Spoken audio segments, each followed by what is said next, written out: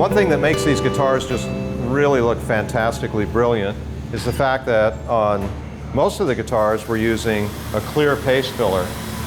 A lot of times the guitars get filled and stained with oil-based fillers that are brown or tan colored, that type of thing.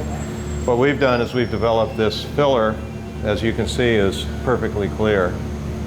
We rub that into the wood and then we wipe it down, and then it goes into our ultraviolet curing ovens where it's instantly cured. And then when we put the clear on top of it, you get all these beautiful colors of the rosewood just showing through. We don't want to take some kind of a oily stain and wipe over that whole thing and kind of muddy it out. So instead we're using clear on that. And we can go see how this thing is sprayed and then how it works its way through to polishing. We're using a ultraviolet cured finish that's got no solvents in it whatsoever.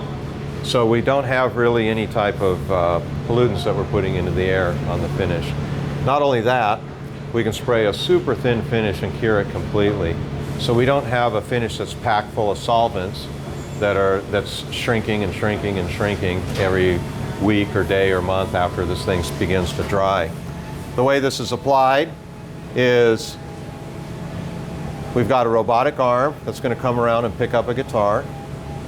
It's very sophisticated. It's going to pick this up and then it's going to move it under a special spraying device that's electrostatic. It actually spins the finish out, almost like if you've ever seen cotton candy being made. It spins it out at a high speed, atomizes it without the use of air. And then we put a saline solution on the guitar that's a molecules thick, and that makes the guitar conductive. So we can put a negative charge on the guitar, we can put a positive charge on the paint, and the paint just sucks to the guitar. Therefore, there's no waste going on filters or going out the smokestack there either. What that does is it allows us to finish guitars in a state like California where there's very, very strict pollution laws. And we put this thing on completely automatically. It's all programmed, gets a fantastic layer of paint on, and it's the thinnest finish we've ever done. Even when we were doing nitrocellulose finishes, they were much thicker than this because we can meter this. We cure it with the ultraviolet lights. It's dead cured. It's never going to shrink into the guitars. It's a fantastic finish. It's been developed to have a lot of flexibility and a real low weight too.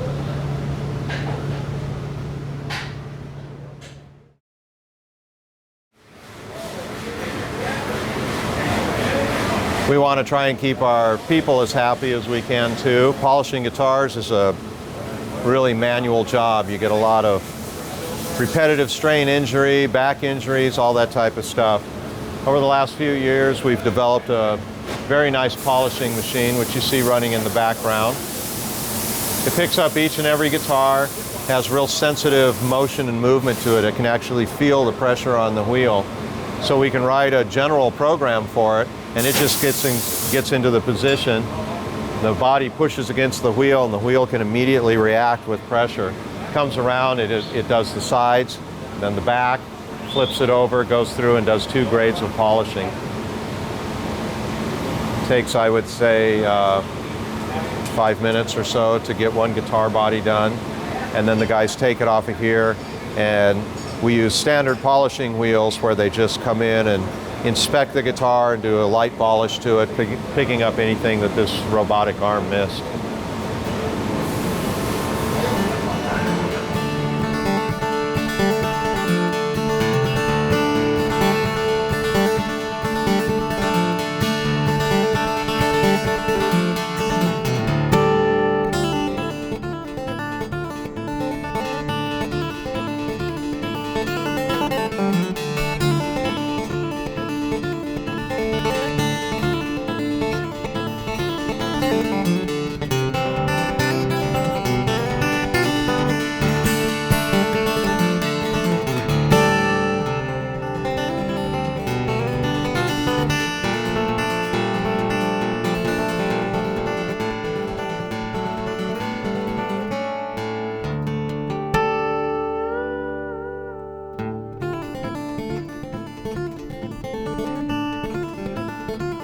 This is the point where the NT neck and the NT body come together. What we're going to do is we're going to cut a pocket in here to accept this neck.